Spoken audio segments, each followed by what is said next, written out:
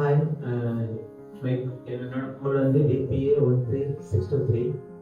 நான் வந்து அசோசியேட் சயின்டிஸ்டாக ஒரு ஃபார்மாலிட்டிஸில் ஒர்க் பண்ணியிருந்தேன். 7 வருஷமும் ஒர்க் பண்ணியிருந்தேன். ஆனால் கம்பெனியில் வேலை செய்யும்போது நிறைய ப்ரெஷர் இருந்துச்சு.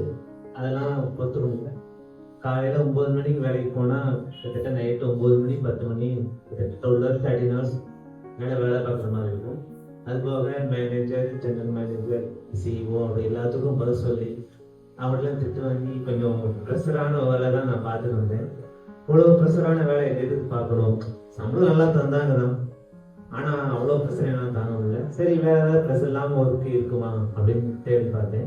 அப்போதான் கேப்டன் எம்எஸ்ஆர் சார் பேசின ஒரு இன்டர்வியூவில் அந்த பிகை முடிச்சில் பார்த்தேன். அவர் சொன்னாங்க, இந்த மாதிரி பைலட்ஸ் இருந்தது பாஸ் கிடையாது, உங்கள் ஆஃபீஸே வானத்துக்கு மேலே தான் இருக்கும், உங்களை கேள்வி கேட்க யாரும் இல்லை, ஆனால் அவங்க நீங்கள் பேசஞ்சரை கவனமாக கொண்டு போய் சேர்த்தீங்கன்னா அவ்வளோதான், அந்த ப்ரெஷர் தான் இருக்குமே தவிர மற்ற ப்ரெஷர் எதுவும் கிடையாது அப்படி சொன்னாங்க.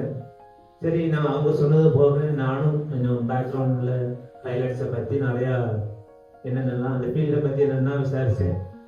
கொஞ்சம் ஒரு அட்ராக்டிவாக இருந்தது. ஆனால் எல்லாரும் சொன்னாங்க இதுக்கு நிறைய செலவாகும் அப்படின்னாங்க. ஆனால் அதுக்குமே வேரிட்டாஸ் டெக் பைலட் அகாடமி அந்த ஒரு கவர்மெண்ட் பேங்க்ஸு, அந்த ஸ்டேட் பேங்க், கனரா பேங்க், இந்த மாதிரி நிறைய பேங்க்ல டைப் வச்சு எஜுகேஷன் லோனுக்கும் அவங்க ஹெல்ப் பண்ணாங்க அப்படின்னு சொன்னாங்க. அதே மாதிரி பண்ணி கொடுக்குறாங்க, எனக்கும் பண்ணாங்க. அப்புறம் கிரவுண்ட் கிளாஸஸும் கம்ப்ளீட் பண்ணி தராங்க. நம்ம கேப்டன் சாரே அவங்களே ஆன்லைனில் 3 hours கிளாஸ் எடுக்கிறாங்க, வாரத்தில் 5 நாள் 4 நாள். ஸோ அந்த கிளாஸில் எல்லா சப்ஜெக்டும் சொல்லி தராங்க.